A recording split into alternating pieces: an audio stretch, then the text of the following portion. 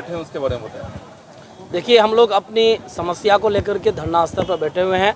हमारी समस्या यह है कि बिहार कर्मचारी चयन आयोग द्वारा हम लोग सहायक उर्दू अनुवादक के सफल अभ्यर्थी हैं। हम लोगों ने पीटी मेंस क्वालिफाई करने के बाद हम लोग काउंसलिंग भी कर, ये विज्ञापन 2019 में निकला था और 21 और 22 में जो है हम लोगों का 22 में हम लोग का रिजल्ट आया, 21 में हम लोग का एग्ज़ाम हुआ पीटी मेंस का, और 22 में जो है रिजल्ट फाइनल मेरिट जारी हुआ। और 22 में हम लोग अगस्त में जब महागठबंधन की सरकार बन रही थी उस वक्त हम लोगों ने काउंसलिंग कराया और तब से लेकर अब तक हम लोग सड़क पे बैठे हुए हैं। तो क्या लगता है आपको, धरना स्थल पर बैठे हुए हैं तो क्या लगता है कि इससे सरकार सुन लेगी? देखिए, हमारी कोई बड़ी समस्या नहीं है। हमारे साथ पुराना और नया क्रीम लेयर की बुनियाद पर, यानी नॉन क्रीम लेयर की बुनियाद पर हमें जो है नौकरी से वंचित रखी जा रही है। हम सरकार से मांग करते हैं कि पिछड़े की सरकार है बिहार में और रोज़गार देने की बात करती है। रोज़गार देने के मसले में एक छोटा सा समस्या बिहार कर्मचारी की गलती की वजह से जो उत्पन्न हो गया है, आप उस छोटी सी समस्या का समाधान कर दीजिए और हम सबको अपना हाथ से नियुक्ति पत्र दे दीजिए। क्योंकि माननीय मुख्यमंत्री ने सचिवालय सभागार में जब अनुवादक वालों को, उर्दू अनुवादक वालों को नियुक्ति पत्र बांटा था तो उन्होंने ऐलान किया था कि 1294 सहायक उर्दू अनुवादक वालों का मामला अभी अंतिम चरण पर है। एक बड़ी आंधी आने वाली है, पूरे बिहार के हर कार्यालय में जो है उर्दू के कर्मचारी भर जाएंगे। तो इस तरह का ऐलान किया था और उस ऐलान के बाद भी 5 महीना थे और कितने का मतलब नियुक्ति पत्र देना था? देखिए, 1294 सीट है, इसमें अभी तक किसी को नियुक्ति पत्र नहीं मिला है और हम लोग 1374 1300 लोग तकरीबन हम लोग इसमें सफल हुए हैं। और सफल होने के बाद हम लोग दर बदर की ठोकर। अनिश्चितकालीन धारणा, कल से आप लोग धारणा पर बैठे हैं जी, तो अगला मान लीजिए कैसे ही आप लोग बैठे रहे, अगर सरकार नहीं सुनती है तो आप लोग अगला क्या कदम उठाएंगे? भूख हड़ताल करेंगे। देखिए, हम लोग इसके बाद भूख हड़ताल करेंगे, आमरण अनशन करेंगे, एहतजाज करेंगे। आप जो प्रोटेस्ट कर सकते हैं पहले बंद करेंगे और विधानसभा घेराव करने की भी तैयारी चल रही है हमारी। और बीएसएससी कार्यालय को भी हम घेरेंगे। जैसे बिहार में 38 जिले से यहाँ पे आदमी आए हुए हैं। जी बिल्कुल, काफी संख्या काफी कम नजर आ रही है, इसलिए मैं पूछ रहा हूँ आपसे। देखिए, हमारी संख्या आएगी।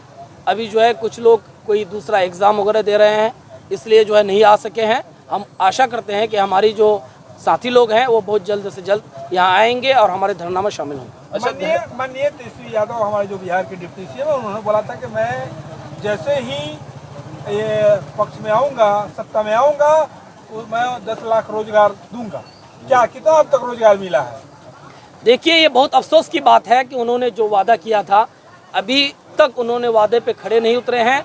और 10 लाख रोजगार की जो बात है, हम चाह रहे हैं कि आप थोड़ा सा इस पर अपना ध्यान आकर्षित कर दीजिए और थोड़ा सा अपने संज्ञान में लेकर के ये छोटा सा जो समस्या पुराना और नया क्रीम लेयर का मामला है, पिछड़ा अत्यंत पिछड़ा वर्ग का मामला है।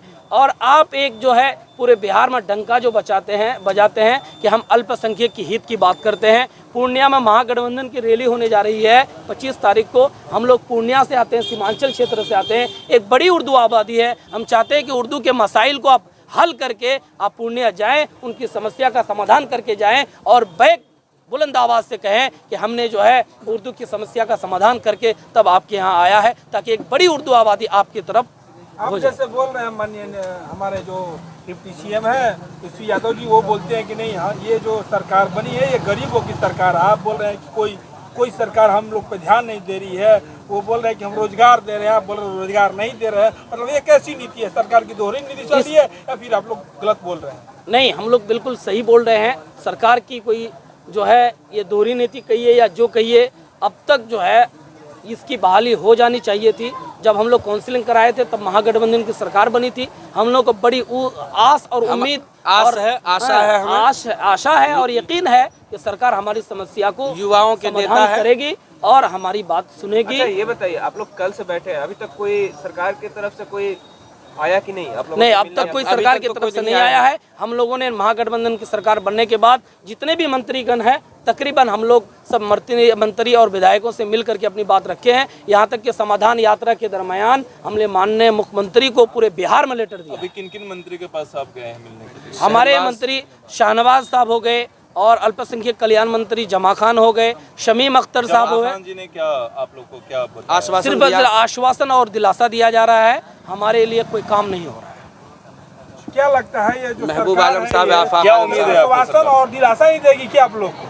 आगे कुछ कार्रवाई करेगी या फिर हम तो उम्मीद पे उम्मीद बैठे करते हुए हैं, हैं। बैठे हुए अगर हैं। कार्रवाई नहीं करती है तो हम उसके खिलाफ भूख हड़ताल करेंगे।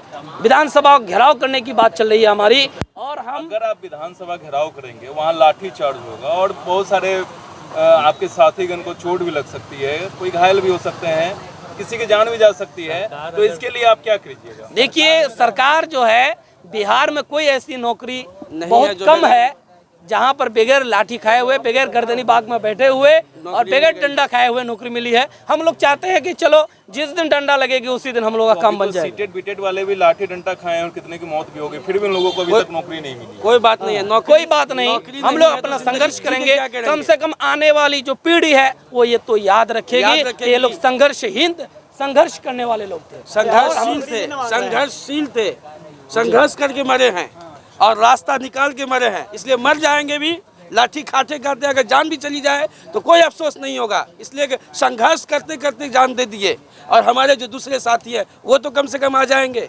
इसीलिए जान जाने का अगर आप खौफ जान नहीं है। दे दीजिएगा लाठी खाते खाते, तो हो सकता है उसके बदले आप लोग कोई दूसरा तैयारी कर सकते हैं। जान क्यों देना है?